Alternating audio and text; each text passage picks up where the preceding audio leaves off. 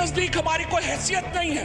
उनके सफीर साहब यहाँ क्या कर रहे हैं? हमें अपने सफारती ताल्लुकात मुनक़ता करने चाहिए हिंदुस्तान से। मेरे वॉच पे ये होता तो मेरी पहली फ्लाइट होती अबू धाबी, सेकंड फ्लाइट होती मेरी चाइना, थर्ड फ्लाइट मेरी होती रशिया, और फिर वापसी में मैं ईरान में रुकता आता इन सब के प्रेसिडेंट्स के साथ खड़ा होकर। मैं आज पेशन गोई करना चाहता हूं। मैं 3 से 6 महीने पाकिस्तान की सरहदों पर जंग होते देख रहा हूं।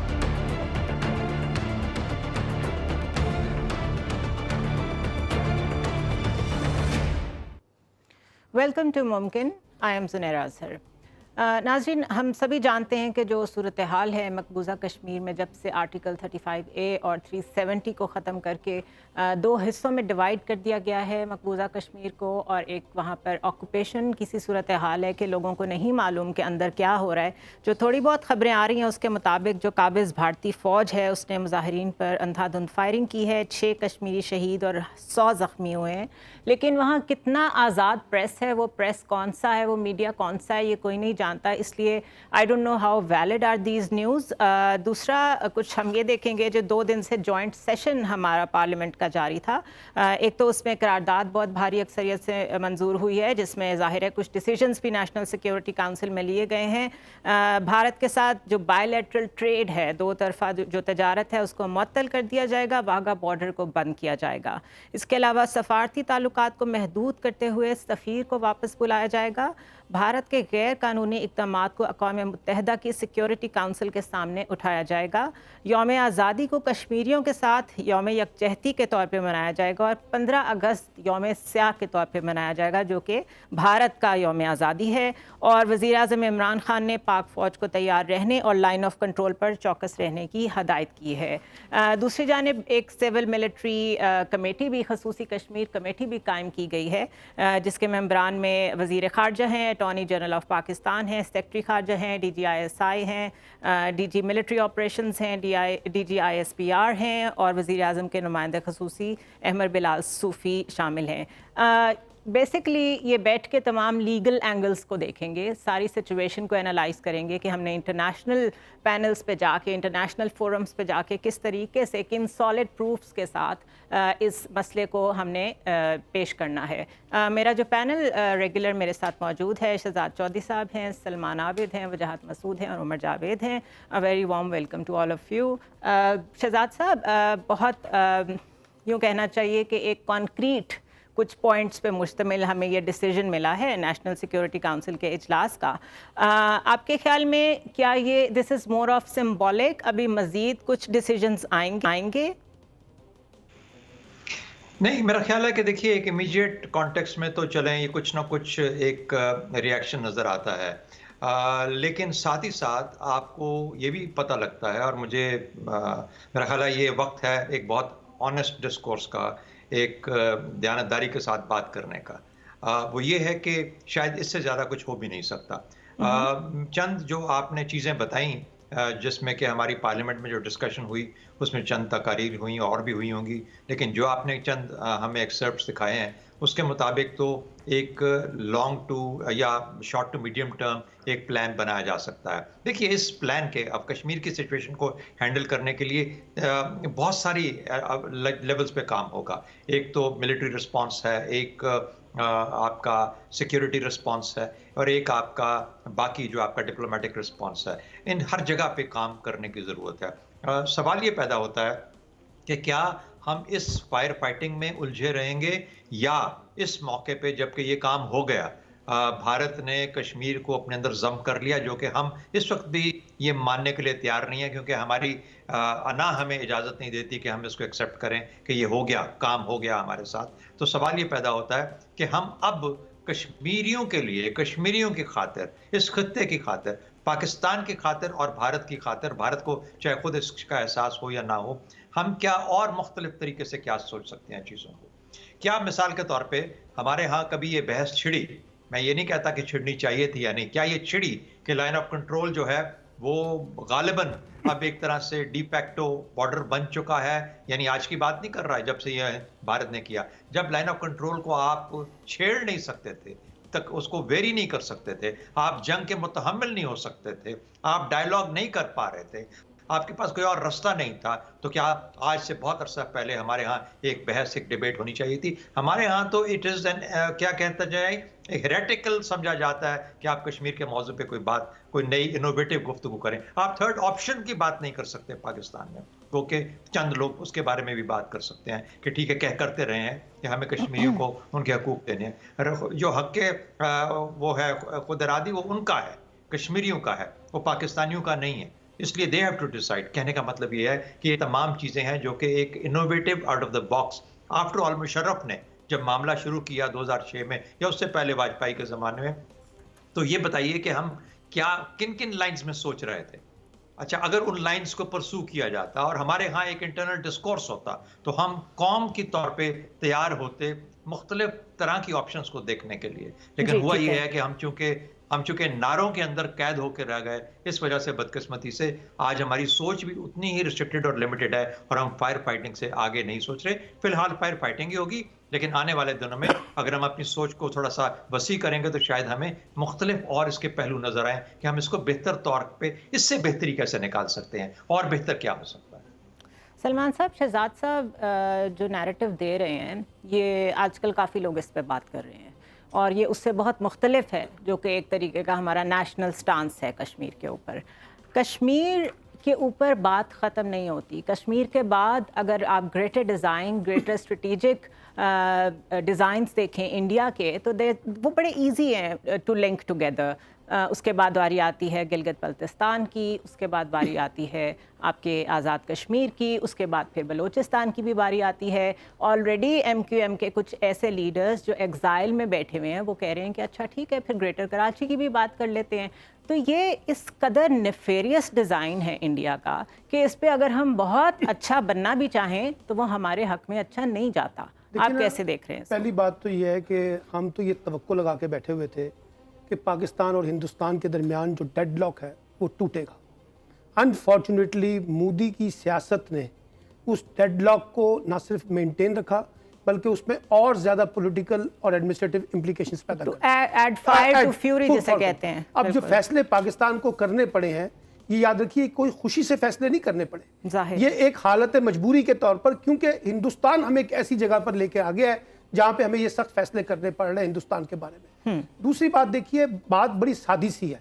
जब आप पॉलिटिकल डिस्कोर्स में जाते हैं, निगोशिएशन के अंदर जाते हैं, डायलॉग प्रोसेस का बनते हैं, तो उसमें से नए नए ऑप्शंस क्रिएट होते हैं, आप उन पे जाते हैं। मसला यहाँ तो ये है कि हिंदुस्तान ने वो सारे रास्ते बंद किए हुए हैं जहां पर बैठ के बातचीत करनी चाहिए थी। प्राइम मिनिस्टर ने बिल्कुल ठीक कहा कि उन्होंने अमेरिकी सदर के सामने इसलिए बात की कि बायलैटरल डायलॉग तो हो नहीं रहे, वो तो बात करना ही नहीं चाहते, बैठना नहीं चाहते किसी तरीके से। और जिस किस्म की उन्होंने ये फैसले किए हैं, उसके बाद जो थोड़ा बहुत इम्कान पैदा हो रहा था वो भी खत्म होकर रह गया ना। तो इसलिए ये देखिए कि बात यह है कि हम जो मर्जी ऑप्शन निकालते रहे, तो वो हिंदुस्तान जो भी मर्जी ऑप्शन निकालते रहे। अच्छा, हिंदुस्तान निकालता रहे। सवाल यह कि क्या ये खलाब में बैठ के आपने फैसले करने हैं? क्या आप आसमान पसे पर्दा बैठ के ये सारे मामला तय कर लेंगे? बैकडोर डिप्लोमेसी के बारे में मैं हमेशा से कहता हूं, जब तक वो पॉलिटिकली ट्रांसलेट ना हो तो वो बैकडोर डिप्लोमेसी भी आगे फायदा नहीं होता।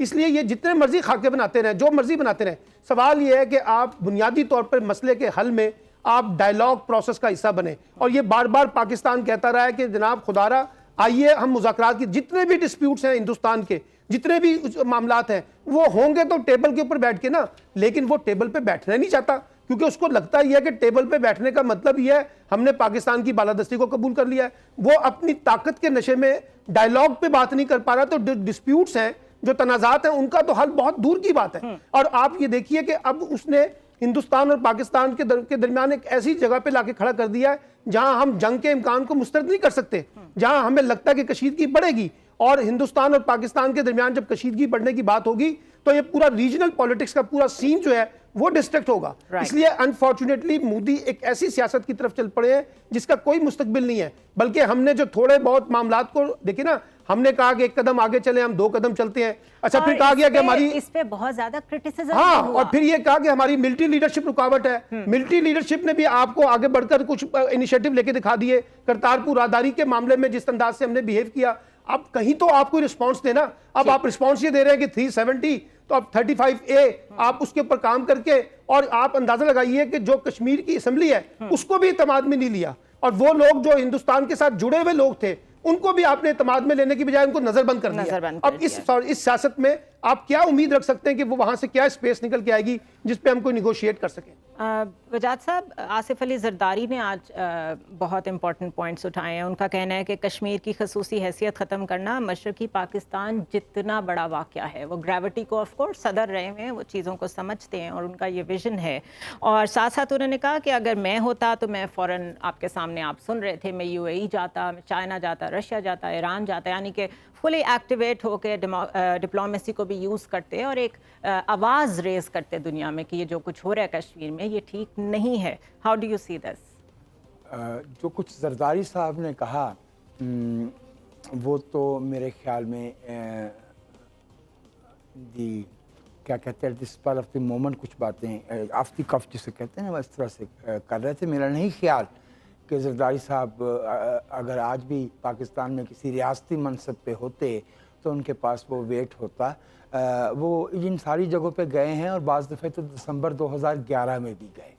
तो उसको तो छोड़ें हम, ये जो करारदाद हमारे वज़ीर ख़ारजा ने पेश किया और जो मेरा ख्याल में अब तक जो है वो पार्लियामेंट में मंजूर हो चुकी होगी, ये प्राइमरीली डिप्लोमेटिक मेजर्स की है। इसमें से आखिरी वाला जो यौम सियाह वाला है उसको तो एक तरफ रख दीजिए, वो एक अलामती सी बात है।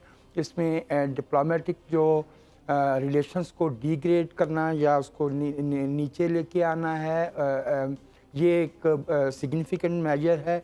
इससे इस पे देखना ये होगा कि हम इसको कितनी देर तक दोनों कौमें सस्टेन कर पाएंगी। बायलैटरल ट्रेड पहली दफ़े हमारी इस तरह से मुनक़ते नहीं हुई, बहुत दफ़े ज़ाहिर है कि ये भी एक सतह पे जो है ये भी स्टेट का जो है वो पीसफुल रिस्पॉन्सेज में से एक रिस्पॉन्स है। मैं समझता हूँ ठीक किया गया। और ये जो कहा गया कि हम सिक्योरिटी काउंसिल के पास जाएंगे, इसमें हमें देखना पड़ेगा कि with the exception of China, ख़ास तौर पर रशिया और अमेरिका का क्या रद्द-ए-अमल उस पर आता है। ब्रिटेन और फ्रांस का वही होगा कमोबेश जो अमरीकियों का होगा। मेजर बहुत अहम है। मैं समझता हूँ ये दुरुस्त मेजर है जो पाकिस्तान की स्टेट ने इस पे लिया है, ठीक है। और ये जो मामला है ना, जिस तरह से हमारे एक भाई को भी हमने वो देखा क्लिप में, शेख रशीद साहब को, जंग दोनों कौमों के लिए इतना सामने का ऑप्शन नहीं है। हमें कश्मीर के अंदर जो लोग इस वक्त, आपने कहा कि ये ऑक्यूपेशन का मामला है, ऑक्यूपेशन तो जो है वो अक्टूबर 47 से चली आ रही है। इस वक्त जो मुझे लगता है वो ये है कि पूरे कश्मीर को एक बड़े डिटेंशन कैंप में बदल दिया गया है। वहाँ कंसंट्रेशन कैंप, हाँ आप वो कह लीजिए, डिटेंशन कैंप कह लीजिए। वो बदकिस्मती से इस वक्त जो है वो और भी बहुत सी जगहों पे चल रहा है, लेकिन इंडिया और फिर हमारा ख़ास तारीख़ी एक तनाजुर है कश्मीरी बहन भाइयों के साथ। उस तनाजुर में ज़ाहिर है कि हमारे लिए ये बहुत तकलीफ़ का मामला। इंडिया ने, मैंने पहले दिन भी आपसे अर्ज़ किया था, डे बिफोर यस्टरडे, कि हमें बहुत मेडिटेट करके, कैलकुलेट करके एक बड़ी मुश्किल सूरत हाल में डाल दिया है। और इसमें बहुत अहम बात यह है कि इंटरनेशनल कम्युनिटी का रिस्पांस क्या होगा। जो अब तक के इशारे सामने आए हैं वो ये है कि कश्मीर के मामले पे जो बैनुल-अक़वामी ज़मीर है उसमें कुछ ऐसी जुम्बश नज़र नहीं आ रही जो ज़मीन पे, बरसरे ज़मीन, ऑन द ग्राउंड कोई डिफाइनिंग डिफरेंस जो है वो पैदा कर सकता है। ऑलराइट, उमर, आपके ख्याल में अभी जो न्यूज़ आई है कि भारतीय हाई कमिश्नर अजय बसारिया को मुल्क छोड़ने का कह दिया गया है, हमारी जो डिप्लोमेसी कुछ पॉजिटिव नोट्स पे जहाँ तक पहुँची थी, एक तो ऑब्वियसली वो अब सारी ड्रॉ डाउन हो गई है, सारी बैकड्रॉप में चली गई है, क्योंकि ये ह्यूमन क्राइसिस इस तरह के क्रिएट हो गए हैं। सऊदी वली अहद को फ़ोन किया है वज़ीर आज़म ने। इंटरनेशनल प्रेस जो है वो इसको कवर कर रहा है। हम समझ रहे हैं कि इंटरनेशनल, क्योंकि बड़े बड़े ममालिक जो हमारे माइंड में बड़े बड़े हैं, उनकी तरफ से कोई ऐसा ख़ास रिस्पांस नहीं आ रहा, लेकिन अभी एक कलेक्टिव कॉन्शियस दुनिया का शायद ज़िंदा है, जिसमें मीडिया भी आता है, जिसमें एमनेस्टी इंटरनेशनल जैसी तंजीमें भी आती हैं, वो इसका नोटिस ले रही हैं। और मेरे सामने एक आर्टिकल पड़ा हुआ है जिसमें वो कह रहे हैं कि बहुत मिज़ोजिनिस्ट बिहेवियर सामने आ रहा है इस इंसिडेंट के बात इंडियन सोसाइटी में से, फॉर एग्जांपल उन्होंने लिखा हुआ है कि आम जो इंसान है वो वहाँ पे इंडिया में वो ये कहते फिर रहे हैं कि we will get a wife from Kashmir, अब हमारी गोरी लड़कियों से शादी हो सकेगी, अब जब शादी के बाद जायदाद तकसीम होगी तो हम भी उसमें हिस्सेदार बन सकेंगे। और just to make it more resourceful, ये हफ पोस्ट से ये मैं रीड कर रही हूँ इस आर्टिकल को, और इतनी इस किस्म की कुछ जिनका मैं जिक्र भी नहीं कर सकती, इस तरह की वीडियो सोशल मीडिया पे नज़र आ रही हैं जिसमें ऐसे कमेंट्स दिए जा रहे हैं कश्मीर की औरतों के बारे में, कश्मीर के खूबसूरती के बारे में, जो ना सिर्फ मिजोजिनिस्ट हैं बल्कि वो इस तरह के हैं जिस तरह वहाँ कोई ह्यूमन ट्रेड होने जा रही है। तो ये जो चेहरा है इंडियन सोसाइटी का, ये कब इतना चेंज हुआ कि हमें पता ही नहीं चला? देखिए ज़रा, ये जो इंडिया ने किया है 370 ख़त्म करके, ये आप यकीन कीजिए कि जिस तरह परसों मेरे ख्याल वजाद साहब बात कर रहे थे, जिस तरह वो हैदराबाद, दक्कन और जूड़ागढ़ पर फौज कशी करके हरकत की गई थी, ये हरकत उससे मिलती जुलती ही है। जहाँ तक ये मीडिया का ताल्लुक है, देखिए मीडिया की तो वॉइसेस जो हैं वो अगर हम ये कहें कि इंडिया में मुकम्मल तौर पर इस तरफ है तो वो कहना थोड़ा सा मेरा ख्याल है स्वीपिंग स्टेटमेंट होगी। कुछ सेन वॉइसेस भी हैं जो कंडेम कर रही हैं इस हवाले से मोदी को वाज़े तौर पर, कुछ ऐसी वॉइसेस भी हैं उनके इलेक्ट्रॉनिक मीडिया में, प्रिंट मीडिया में, जो वाज़े तौर पर कंडेम कर रही हैं मोदी के सेक्ट को कि ये पूरी दुनिया में भारत की जगसाई हुई है। अब देखिए इंटरनेशनल कम्युनिटी का जहाँ तक ताल्लुक है ज़रा, तो जो सच्ची बात है, जिस तरह शहजाद साहब ने बड़ी अच्छी बात की कि हमें इस मौके पर ऑनेस्ट होना चाहिए, ऑनेस्ट बात करनी चाहिए, वो ये कि ये दुनिया चल रही है माइट इज़ राइट के नज़रिए पर, जिसकी लाठी उसकी भैंस के नज़रिए पर। अब ये अगर हम सलामती कौंसिल में लेकर जाएंगे तो आज मैं खुद देख रहा था पाकिस्तानी मीडिया का अक्सर हिस्सा और आईनी जो माहिरीन थे वो ये बात कर रहे थे कि अगर हम सलामती कौंसिल में भी वो चैप्टर 6 या चैप्टर 7 को बुनियाद बनाकर जाएंगे, कहीं वहाँ भारत के हक में वीटो ना कर दे, लाइक रशिया वहाँ वीटो ना कर दे भारत के हक में, या खुद कहीं अमेरिका वीटो ना कर दे भारत के हक में इस एक्ट को। जहाँ तक ये जरदारी साहब की बात का ताल्लुक है कि अबू धाबी जाते, अब देखे दुबई ने अबू धाबी ने हमायत कर दी। अपने सवाल से हट गए हैं उमर जी, मैं सिर्फ वही मैं बात करूँ ना कि प्रेस की, इंटरनेशनल कम्युनिटी की, जरदारी ने जो बात की, वो ये हमें सब चीज़ें समझनी पड़ेंगी कि दुनिया जो है वो माइट इज़ राइट के तस्वर पर चल रही है। ओके, जो जिस चीज़ की तरफ मैं इशारा करना चाह रही थी वो शायद ये थी कि जो इंडियन सोसाइटी है इसमें किस हद तक हेट्रेड मौजूद है और उसमें किस हद तक इस तरह की स्वीपिंग स्टेटमेंट्स आ रही हैं। हम तो यहाँ बैठ के आराम से कह रहे हैं ना कि नहीं, ज़्यादा जजमेंटल नहीं होना चाहिए, ज़्यादा स्वीपिंग स्टेटमेंट्स नहीं देनी चाहिए। जब हॉस्टिलिटी इस हद तक पहुँच जाए कि चीज़ें वो स्क्रीन पे बोली भी ना जा सकती हों, तो मेरे ख्याल है स्वीपिंग स्टेटमेंट्स क्या बहुत बड़े कदम लेने की ज़रूरत होती है। इस वक्त पॉलिटिकल मेजर्स और कौन से ऐसे हो सकते हैं जो कि पाकिस्तान की पोजीशन को रीअसर्ट करें, इस पे ये ज़्यादा इंपॉर्टेंट पॉइंट है। वॉर मॉन्गरिंग यहाँ इस फोरम पे मैं करने की कोशिश नहीं कर रही, लेकिन पॉलिटिकल क़यादत का ये फ़र्ज़ बनता है कि वो हिंदुस्तान को जवाब दे। We will discuss the options after a short break.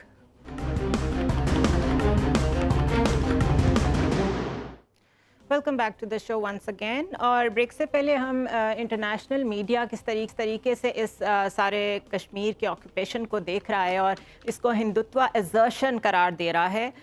एक और आपके साथ न्यूज़ रील में शेयर करती हूँ जो कि TRT ने तैयार की है और हम वो आज देख रहे थे सोशल मीडिया पे। बहुत अच्छे तरीके से सेंटिमेंट्स ऑफ कश्मीरी पीपल उसमें कवर की गई है। Let's have a look.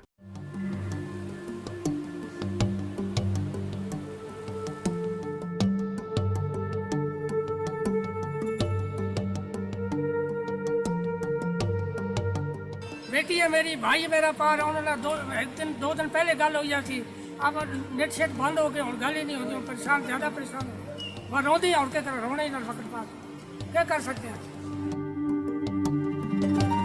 कल फोत हो गए, हमारा बाल सा फोत हो गए, बड़ा सबको अफसोस होया, बहुत ही अफसोस होया कि अस माँ पी का जनाजा नहीं देख सकिया। तो अस बहुत अफसोस है अपने माँ पी का, अपने भैन भरावां का, सारियां का कि ये अगर कश्मीर आज़ाद नहीं होता, असी सड़ते सड़ते इधर मर गए, असते माँ पे भैन भरा उधर मर गए। मैं परेशान हूँ कि उनके साथ कुछ भी हो सकता है। पूरी को यानी कि आप सीधी सीधी बात है, भारत कुचलना चाहता है इस तहरीक को, नौजवानों को मारना चाहता है। इसका नोटिस लिया जाए, दुनिया को चाहिए कि इसका नोटिस ले, इंसानी जानों को बचाए। 135 से ये जो बनाया है, उसके बाद अल्लाह जाने क्या होगा, क्या करेंगे, हमारी फैमिली के साथ क्या करेंगे, हमारे भाई बहनों के साथ क्या करेंगे। इसकी जो है हमें बहुत ज़्यादा टेंशन है और बहुत ज़्यादा हम अफसर हैं। जी शहजाद साहब, रिपोर्ट आपने भी देखी, लोगों के सेंटिमेंट्स, लोगों के कॉन्शियस अभी भी ज़िंदा हैं। बरखा दत्त जैसे लोग जिनको बहुत सेन वॉइस समझा जाता था इंडिया की, उन्होंने आज ट्वीट की कि जी मुझे मालूम है कि जो बिल्कुल डिटेंशन सेंटर है इस वक्त ऑक्यूपाइड कश्मीर, उसमें अंदर बिल्कुल सुकून है, कोई भी बाहर नहीं निकला, किसी ने भी मुज़ाहमत नहीं की। और लेटर ऑन ये खबर आ गई कि जी काबिज़ भारतीय फ़ौज ने मुजाहिरीन पे अंधाधुंध फायरिंग भी कर दी। तो जितना ज़्यादा हिंदुस्तान एक्सपोज हो रहा है, उसके बाद पॉलिटिकली हमें क्या करना चाहिए? देखिए, एक तो ये कि इसमें कोई शक नहीं कि इस वक्त एक कैद खाना है, लोगों को महसूर कर दिया गया है, उनकी आवाज़ बंद कर दी गई है, उनको बाहर निकलने नहीं दिया जा रहा और उनकी लीडरशिप को ख़ास तौर पर निशाना बनाया गया है। तो ये हमेशा तो नहीं रहेगा। उसके बावजूद अगर वो निकल रहे हैं और अपना एहतजाज कर रहे हैं, अपनी आवाज़ और अपनी आज़ादी के लिए लड़ रहे हैं, तो वो उस कौम की इसकी एक जिसे कहते हैं कि रेजिलियंस है, उस कौम की कमिटमेंट है अपनी फ्रीडम फाइटिंग के साथ, इसमें भी कोई शक नहीं है। कश्मीर के दिन आने वाले हैं, कश्मीरियों के दिन। देखिए, जिस तरीके से पाकिस्तान मैं समझता हूं कि आज़ाद हुआ है उस पकड़ से जिसने शिमला ने हमारे ऊपर जकड़ दिया था, उसी तरीके से कश्मीर भी और कश्मीरी भी आज आज़ाद हुए हैं उस होल्ड से, उस यूसरपेशन से जो कि भारत ने उनको 370 की शक्ल में अपने हाथ में रखा हुआ था। तो ये तो वो मामलात हैं जो कि आगे चल के आने वाले दिनों में एक शक्ल लेंगे। पाकिस्तान इसमें क्या कर सकता है? पाकिस्तान देखिए कुछ इमीडिएट स्टेप्स हैं, आज पाकिस्तान की हुकूमत ने वो स्टेप्स लिए और गालिबन अपने गुस्से का इजहार इसी तरीके से किया जा सकता है, एक डिप्लोमेटिक लैंग्वेज के अंदर और एक इंटरनेशनल रिलेशनशिप के कवानीन के नीचे रहते हुए। दूसरी बात, मेरे ख्याल है मैं जरदारी साहब की बात को बहुत इंपॉर्टेंट समझता हूँ कि एक अभी इमीडिएट नहीं, लेकिन जब जो ही मुमकिन हो पाकिस्तान को एक जिसे कहते हैं एक डिप्लोमेटिक स्टॉर्म रेज करना है। ये लफ्ज़ मैंने इस वाक़े के को 2-3-4 दिन पहले जब ये मूवमेंट ऑफ सारी फोर्सेस हो रही थी तो इस्तेमाल कहीं किया था कि डिप्लोमेटिक स्टॉर्म की ज़रूरत है। बदकिस्मती से उसका वक्त नहीं मिला, लेकिन अब भी वक्त अवेलेबल है ये कहने का और करने का। ये दूसरी चीज़ है जो हमें करनी है। तीसरा, याद रखिए कि हमें अपने आप का दफा तो करना ही करना है। हमें उसकी वो भौंडी जो प्लान और स्ट्रेटजी है कि हम आज़ाद कश्मीर के अंदर, गिलगित बल्तिस्तान के अंदर, बलूचिस्तान के अंदर इस किस्म का गंद छेड़ें जो कि पाकिस्तान के लिए मुश्किलात का बायस बने, उसका दिफा करना, पाकिस्तान की अफवाज को अपने पोजीशंस, अपने डिफेंसिव स्ट्रैटेजीज़ को फिर से रिव्यू करना है और यकीन कराना है कि कोई इस किस्म की भौंडी या गलत हरकत या जो है इंसिडियस हरकत भारत ना कर सके पाकिस्तान के खिलाफ। उसकी कोशिश होगी कि ये सब कुछ करने के बाद पाकिस्तान अपने अंदर ही चीज़ों में गुम हो जाए और उनसे निकल ना सके। ये हमें नहीं होने देना, अपने आप को अंदर स्टेबल रखना है ताकि हम बाहर की तरफ नज़र रख सकें और हमारी सोच बाहर की तरफ जा सके। और फिर उसके बाद देखिए हमें बाहर सूरत एक कॉन्फिडेंट कौम, एक ऐसी कौम जो कि एक फ्यूचरिस्टिक सोच रखती है और कश्मीरियों के लिए आवाज़ उठाती है, उसको उठाए रखना है। लेकिन मेरा ख्याल है कि पाकिस्तान का पॉलिटिकल, डिप्लोमेटिक और सिक्योरिटी कैपिटल जो है अब काफ़ी हद तक कश्मीर की तरफ राग़िब होना चाहिए। यही पाकिस्तान की आने वाली पॉलिटिकल लीडरशिप या जो पॉलिटिकल लीडरशिप इस वक्त है उसको देखना आने वाले दिनों के अंदर और उसको फोकस उस तरफ करना चाहिए। अलायंसेस बनाना ज़रूरी है, कश्मीरियों की आवाज़ पहुँचाना ज़रूरी है और जो कुछ हम उनके लिए कर सकते हैं, जो हमने अपने ऊपर कैदें लगाई हुई थी, उनको आहिस्ता आहिस्ता रिव्यू करना है कि हम किस तरीके से कश्मीरियों की मदद को ज़्यादा इफ़ेक्टिव कर सकते हैं कश्मीर के अंदर। सलमान साहब, जिस तरह बायलैटरल एग्रीमेंट्स के पीछे इंडिया छुपता रहा है और उसके बाद उसने ये जो कदम उठाया है, इसके बाद तो शिमला मुआहिदा वैसे ही नल एंड वॉइड हो गया है, ख़त्म हो गया है, उसकी कोई हैसियत नहीं रहती। आपको नहीं लगता कि ये चीज़ भी पाकिस्तान को ओपनली, ब्लैटेंटली दुनिया को बता देनी चाहिए कि अब ऐसा कोई मुआहिदा एग्जिस्ट नहीं करता and we also have a free will to handle the situation as we want? देखिए, जब कोई गैर मामूली हालात हो ना तो आपको गैर मामूली इक़दामात के साथ लेने पड़ते हैं। बिल्कुल। और मैंने इन्होंने लफ्ज़ इस्तेमाल किया, मैं ज़रा एक और लफ्ज़ आगे बढ़ के कहता हूँ, एक डिप्लोमेटिक इमरजेंसी जो है ना वो हमें इसकी इस वक्त रिक्वायरमेंट है। अच्छा, अब होगा क्या? देखिए, जैसे आपने खुद कहा कि जिन जिन माहिदों से भारत ने खुद इनराफ़ किया है, अब हमें उसको आलमी दुनिया में बावर करवाने की ज़रूरत है। अच्छा, ये जो मैं बार बार ये जो कहा जाता है ना कि जी देखिए दुनिया जो है ना शायद वो पावर पॉलिटिक्स के साथ है, एक बात ज़रा मानिए, इसको आपको रिकग्नाइज़ करना पड़ेगा। इस कश्मीर की मौजूदा तहरीक ने इंटरनेशनलाइजेशन हासिल की है, एक बैनुल-अक़वामी हैसियत इसको मिली है, और ये जो दुनिया इस वक्त बोल रही है और जिस पर कमेंट कर रही है वो ऐसे ही नहीं बात कर रही। माजी में इस तरह से कभी कश्मीर के ऊपर कमेंट नहीं होते थे। आप आज जो बातें हो रही हैं उसकी वजह यह है, चाइना का कल मौक़िफ़ आपने पढ़ लिया, जो शहबाज शरीफ साहब कहते थे पता नहीं चाइना ने कोई बात नहीं की, कल आ गया मौक़िफ़ उनका भी देख लिया। आज बहुत से मुल्क आहिस्ता आहिस्ता अपनी डिप्लोमेटिक तरीके से कोई रिएक्शन उनको देने की जरूरत नहीं है, एक आहिस्ता आहिस्ता तरीके लेके आए। हमें क्या करना है, हमें डिप्लोमेटिक इमरजेंसी के तहत सबको इंगेज करना है और उनको बावर करवाना है कि किसने सबोताज किया सारा का सारा प्रोसेस, और कौन है जो भारत जिसके ऊपर ये सारी बातें होती रही आज वो किस तरीके का खेल खेल रहा है। हमें हर फोरम पे जिस तरह से प्राइम मिनिस्टर ने कहा, शाह महमूद कुरैशी ने कहा, आप जाइए, आप उनको इंगेज कीजिए, वो क्या करते हैं ये उन पे छोड़ दें, लेकिन हमें कम से कम अपना मैसेज तो सही तरीके से कम्युनिकेट करना चाहिए। यहां से एक पार्लिमानी वफद जो है उसको निकाले पाकिस्तान से, वो जाए दुनिया की पार्लियामेंट के लोगों को इत्तेमाद मिले, उनके साथ जाके बताए कि जी किस तरह से ये चीजें हो रही हैं, मीडिया वॉर आपकी सारी की सारी है। और आप देखें ये जो कहा जा रहा था कि जी कुछ नहीं होगा, अच्छा अगर सवाल ये कुछ नहीं होगा तो आपको इमरजेंसी लगाने की वहां क्या जरूरत थी? 144 लगाने की क्या जरूरत थी? अपने ही लोगों को नजरबंद करने की क्या जरूरत थी? सब लोगों को आपने वहां पे कैद कर दिया, मवासलाती सिस्टम आपने खत्म कर दिया। अगर आप समझते हैं कि लोग आपके साथ हैं तो जरा ओपन कर देना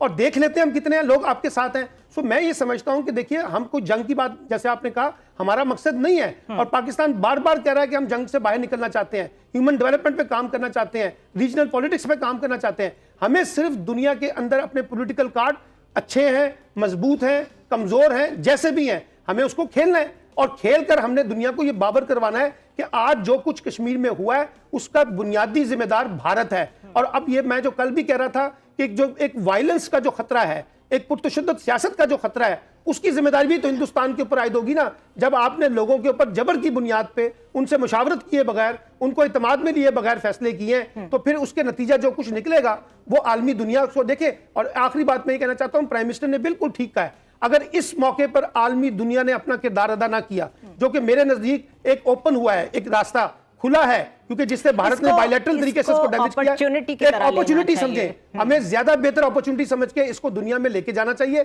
नताइज जरा छोड़ दें, आप कम से कम अपना होमवर्क करें और जाके वहां पे डोर तो दस्तक तो देना और बताएं कि दुनिया इस वक्त भारत क्या कर रहा है। ठीक है, बहुत ज्यादा जब आप इंडिया के बारे में बात करें तो हमारे दोस्त अहबाब समझते हैं कि हम इंडिया के खिलाफ हेट स्पीच कर रहे हैं, जबकि हकीकत ये है कि आज तक किसी ने शायद टीवी पे बैठ के इस बात का जिक्र नहीं किया कि LOC पे वो जो बाड़ लगा रहे हैं वो क्यों लगा रहे हैं, क्या उसका उनको राइट है कि नहीं, क्योंकि LOC बहरहाल एक डिस्प्यूटेड बॉर्डर है, वो इंटरनेशनल बॉर्डर नहीं है। पॉलिटिकल ऑप्शंस पाकिस्तान के पास क्या हो सकते हैं? आज बड़ी अच्छी बातें हुई, तकरीबन सारे रहनुमाओं ने कोई ना कोई सजेशन दी। सिराजुल हक ने कहा कि भारत अब गिलगित बल्तिस्तान का मुतालबा करेगा। मेरे ख्याल है बहुत अच्छी मूव हो अगर पाकिस्तान भी अपना एक और सूबा डिक्लेयर कर दे गिलगित बल्तिस्तान को, और छठा सूबा जो है वो आज़ाद कश्मीर को और मकबूजा कश्मीर को डेवलप करना शुरू कर दे इस नैरेटिव को, तो बात कहाँ से कहाँ जाएगी। पॉलिटिकल मेजर्स और पॉलिटिकल जो बिहेवियर होता है इसकी डायमेंशंस इतनी ज़्यादा होती हैं कि सिर्फ वक्त पे उसको यूज़ करने की ज़रूरत होती है। कीप ऑन डिस्कसिंग कि हमारी पॉलिटिकल क़यादत और क्या कर सकती है आफ्टर अ शॉर्ट ब्रेक।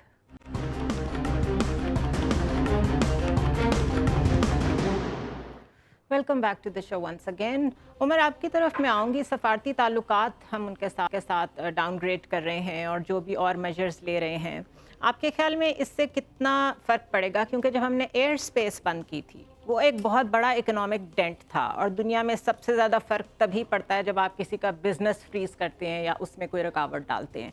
आपके ख्याल में ये जो पॉइंट्स हमारे सामने आ गए हैं, जो इमरान खान ने डिसीजंस लिए हैं, उसके अलावा भी कुछ ज़्यादा करने की ज़रूरत है? देखिए ज़रा ये समझाने की ज़रूरत है कि आप देखिए कि 370 ख़त्म करके आर्टिकल कश्मीर से एक तरह से ये मोदी हुकूमत ने ख़ुद एतराफ़ किया है कि भारत के अंदर कश्मीर जो है बुनियादी तौर पर एक इशू था। अब वो कैसे, आप देखिए कि 370 से कई मिलती जुलती ही शिक है, जिसे 371 कहते हैं इंडिया के आर्टिकल में।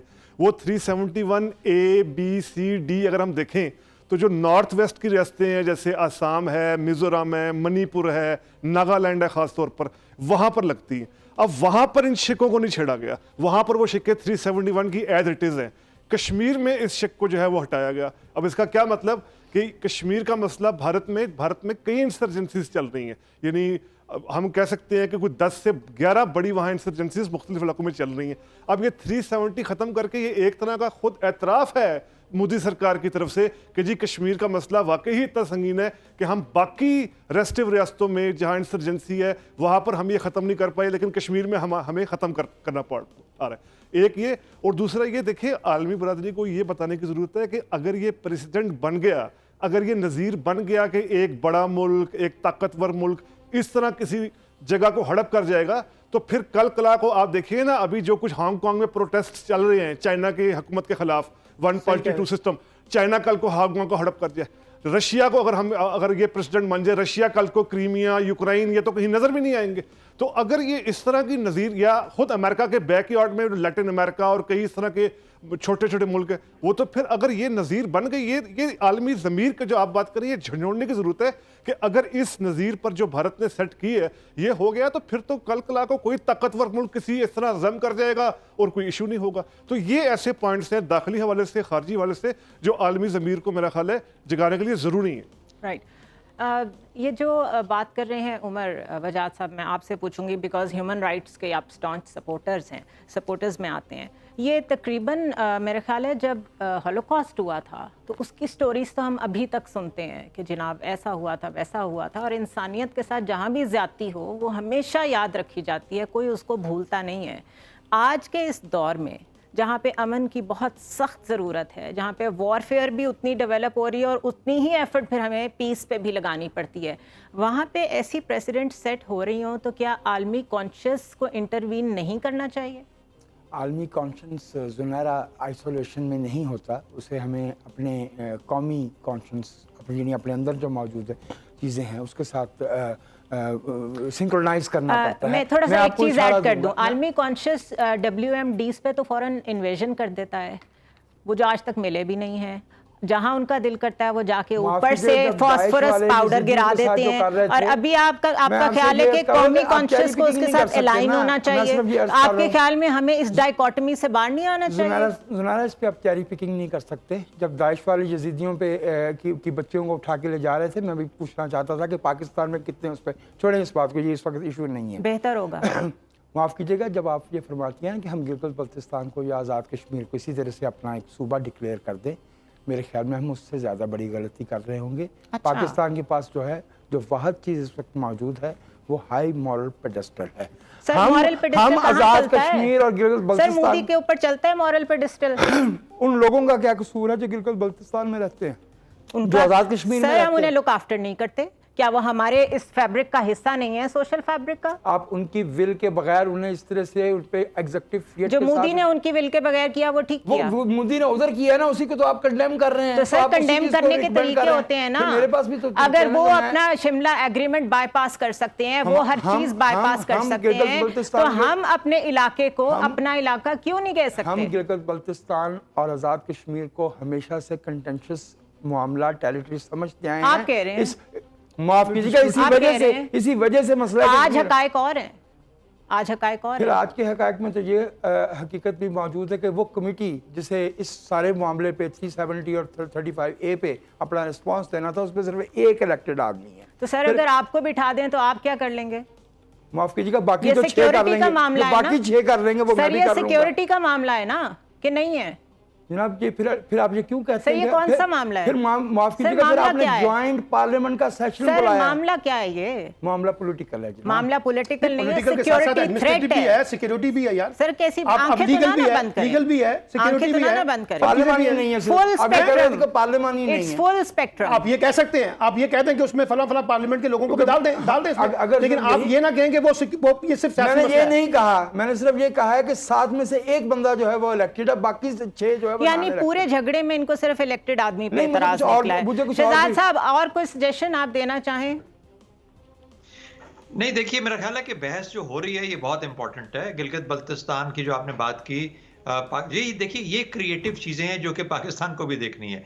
और जब ये मुशर्रफ के ज़माने में बात हो रही थी और ये जो बात आगे चल रही थी, जो नक्शा बन रहा था, वो यही था कि वैली को और किस तरीके से सेपरेट किया जाए। अच्छा, उससे पहले एक चनाब फार्मूला बना, उसमें भी अपनी एक सोच थी चनाब फार्मूला की, और उसके बाद फिर ये बात सामने आई। तो मेरा ख्याल है कि ये बातें काफ़ी अरसे से ट्रैक 2 के लेवल पे खास तौर पर ये की जा रही थी, और जो बैक चैनल्स हैं उसके अंदर, कि क्या कश्मीर का जो मुकम्मल कश्मीर का जो एरिया है, जिसके अंदर याद रखें चीन का भी कुछ हिस्सा आता है और चीन के भी कुछ क्लेम्स हैं, उसको किस तरीके से हम मिलके हल करें और किसी तरीके से कश्मीरियों को उनका हद खुद इरादे दिया जाए। गिलगित बल्तिस्तान उस कॉन्टेक्स्ट में आता था, लद्दाख की एक अलग पोजीशन बन रही थी, और जम्मू का इलाका जो है, जो कि ज़ाहिर कंटेंशियस इशू बन रहा था, जिसको कि भारत तब्दील करना चाहता था, उसी को तब्दील करने के लिए भारत ने इतना बड़ा कदम किया कि जम्मू और कश्मीर को इकट्ठा ना रखा जाए। और अगर ये बात कभी आती है कि कश्मीर का मामला हल करना है, तो कश्मीर और आज़ाद कश्मीर को अलग तौर पे देखा जाए, जम्मू से हटा के गिलगित बल्तिस्तान के हटा। देखिए, ये वो चीज़ें जो कि हो रही हैं, ये इसके बारे में बहस इस वक्त गुफ्तगू चल रही है। हमें माजी को भी सामने रखना है, हमें मुस्तकबिल को भी सामने रखना है, और आज की रियलिटी को भी सामने रखते हुए ये मुख्तलिफ चीज़ें मुख्तलिफ वक्त में बात हो रही है, और गिलगित बल्तिस्तान उससे बहुत दूर नहीं है जो आपने जिक्र किया है। हम आहिस्ता आहिस्ता उस तरफ जा रहे हैं, और वहाँ पर एक अलहदा असेंबली बन चुकी है, एक अलहदा हैसियत इस्टेब्लिश हो चुकी है। तो यही क्रिएटिविटी है जो कि हमें अपनी सोच में लेके आनी है, कि क्या जो हो चुका, अगर हम इसको बदलने की अहलियत रखते हैं over a period of time, तो उसका एक अलहदा प्लान होना चाहिए, और उस वक्त के इंतज़ार तक हम क्या क्या चीज़ें कर सकते हैं उसको हमें स्ट्रक्चरली और अपने जोग्राफिकली जो चीज़ें हम कर सकते हैं, मिसाल के तौर पे गिलगित बल्तिस्तान है, आज़ाद कश्मीर में डेवलपमेंट है, आप ऐसी डेवलपमेंट कीजिए आज़ाद कश्मीर की कि वो एक्सल में कैपिटल बने कश्मीरियों का, वो कश्मीरियों का कैपिटल बने, और फिर और भी चीज़ें हैं जो कि स्टेट क्राफ्ट का हिस्सा बनती हैं। तो मेरा ख्याल है कि इन सब चीज़ों को साथ लेके चलना पड़ेगा। पॉलिटिकली यही रास्ता है पाकिस्तान का, और अगले कम से कम 4 से 5 हो सकता है 10 साल तक हमें इसी रास्ते पे चलना पड़े, जब तक कि हम इंटरनेशनली वो फोर्सेस को हम ट्रिगर नहीं करते, इंस्टिगेट नहीं करते कि वो पाकिस्तान के साथ मिलके कश्मीरियों के लिए ह्यूमन राइट्स की बुनियाद पे उनका हक उनको दिला सकें। ऑलराइट, सलमान साहब, political manoeuvring is the best manoeuvre. जब भी कोई सिचुएशन इस तरह की होती है तो मेरे ख्याल है सबसे पहली ऑप्शन पॉलिटिकल ही होती है, जो हम बार बार कहते हैं जी आप नेगोशिएट करें, आप टेबल पे बैठें, ये सारी पॉलिटिकल एफर्ट्स होती हैं। इसी तरह ये पॉलिटिकल सिग्नलिंग होती है जब आप किसी जगह पे अपनी रेट इस्टेब्लिश करके दिखाते हैं। गिलगित बल्तिस्तान में लोग कितने खुश हैं, कितने पुरअमन हैं, ये हम सब जानते हैं। आज़ाद कश्मीर में अभी डैम्स बन रहे हैं, जो कुछ हो रहा है हम सब जानते हैं। क्या आपको नहीं लगता कि उनकी थ्रेट को भी सिक्योर करने के लिए, या जो थ्रेट आने वाले वक्त में वो फेस कर सकते हैं, जिसका जिक्र आज असेंबली के इजलास में भी हुआ, उसके लिए पहले कोई फेंसिंग करने की ज़रूरत है? देखिए, बिल्कुल है। आप हमेशा से अपने ऑप्शन जो है ना उसको ओपन रखते हैं, उसमें रिविजिटिंग करते हैं, उसको रीस्ट्रक्चरिंग करते हैं, जब कुछ हो जाए तब तो नहीं ना कुछ करना होता। आप करते हैं, आपका काम है। अब मसलन देखिए ना, अब हम ये सब कह रहे हैं कि जी पॉलिटिकल एक रेजोल्यूशन हमारे पास है। अब सवाल ये है कि हम तो पिछले नवाज शरीफ साहब के दौर से शुरू हो जाए, बार बार जाकर हिंदुस्तान में दस्तक दे रहे हैं और कह रहे हैं कि भाई हमारे से डायलॉग कर लो, जो डेफिसिट है उसको बहाल करते हैं, और जो डेडलॉक है उसको तोड़ते हैं, कितना कुछ कर रहे हैं। अब ये इमरान खान की हुकूमत ने भी किया है, नवाज शरीफ साहब की हुकूमत ने भी किया है। नतीजा उसका क्या निकल रहा है? नतीजा देखिए ना, पॉलिटिकल मैनूवरिंग वहां होती है जहां आप पॉलिटिकल स्पेस देते हैं। अब वो पॉलिटिकल स्पेस देने के लिए तैयार नहीं हो रहे। अच्छा, इंटरनेशनल कम्युनिटी का दरवाजा खुला है, जिसपे मैं भी कह रहा हूं, हम सब कह रहे हैं कि हमें जाकर अपना मुकदमा जो है इस ज्यादा बेहतर तरीके से वहां पर अपने आप को लड़ना है, ताकि हम अपनी वो जो पॉलिटिकल मैनूवरिंग जो हमें यहाँ पे हिंदुस्तान में मिलनी चाहिए थी, हमें नहीं मिल रही, तो हम उसको किसी और जगह से लेने की कोशिश कर रहे हैं, और दुनिया को स्पेस क्रिएट करनी पड़ेगी ना, और हमें करनी पड़ रही है। अगर वो यहाँ से नहीं निकल रही तो कहीं और से क्रिएट करनी पड़ रही है, क्योंकि पॉलिटिक्स में आप किसी एक वेवलेंथ में नहीं होते, आपको कई वेवलेंथ के अंदर काम करना होता है, कई ऑप्शन आप इख्तियार करते हैं, तब जाके अपना रास्ता निकालती है। आप क्या ऐड करेंगे डिस्कशन में? Last point. नहीं ज़रूर, बिल्कुल सलमान साहब सही बात कर रहे हैं, इनसे मुकम्मल तौर पर इतफाक करता हूँ कि हमें आलमी बरादरी के साथ ही इस मामले को, अगर हिंदुस्तान ने मुकम्मल तौर पर चैनल बंद कर दिए, जो उसका अपना दावा था म्यूचुअल शिमला एग्रीमेंट आप देख लें, 72 के बाद हर पाकिस्तान के साथ जब भी मामला होता था, भारत शिमला एग्रीमेंट आप खुद शिमला एग्रीमेंट की खिलाफ वर्जी हो गई है, लाहौर डिक्लेरेशन की खिलाफ वर्जी हो गई है, तो जारी बात है पाकिस्तान के पास फिर यही आलमी बरादरी से रजू करने का रास्ता ही रह जाता है। बहुत बहुत शुक्रिया मेरे सारे पैनलिस्ट का, और सिर्फ एंड में ये कहूँगी कि क्योंकि हम मिनहसुल कौम, हम वॉर मॉन्गरिंग में बिलीव नहीं करते, हम वायलेंस इंस्टिगेट नहीं करते, और उसका ये डिस्प्ले देख के खुशी भी बहुत होती है कि हमारी कौम में ऐसे लोग मौजूद नहीं हैं जो उस तरीके से होलीगनिज्म शुरू कर दें जो हम इस वक्त सेफ्रॉन मूवमेंट की शक्ल में इंडिया में देख रहे हैं। But at the same time हमें ज़रूरत है अपनी प्रेजेंस री इम्पोज करने की रीजन में, बिकॉज ये जो फुल स्पेक्ट्रम इम्पैक्ट होता है, इसमें रीजन भी डिस्टर्ब हो रहा है, इंटरनेशनल ऑर्डर भी डिस्टर्ब हो रहा है, और सबसे ज़्यादा हमारा मुल्क डिस्टर्ब हो रहा है, ऑलरेडी डैम्स को बना के जिस तरीके से दरियाओं का रुख मोड़ के एक टेररिज्म हो रहा था वो हम लोग जानते हैं। ऑलरेडी कश्मीर में जो कुछ हो रहा था वो हम जानते हैं, और ऑलरेडी जो पुलवामा के ज़रिए किया गया वो हम सबके सामने है। तो every time we can not wait कि अब कोई वाक़या होगा तो हम जवाब देंगे। हमें बहुत ज़रूरी पॉलिटिकल मेजर्स लेने की ज़रूरत है, सिक्योरिटी मेजर्स लेने की ज़रूरत है, and we have complete confidence in our parliament. I will see you next week. अल्लाह हाफिज़।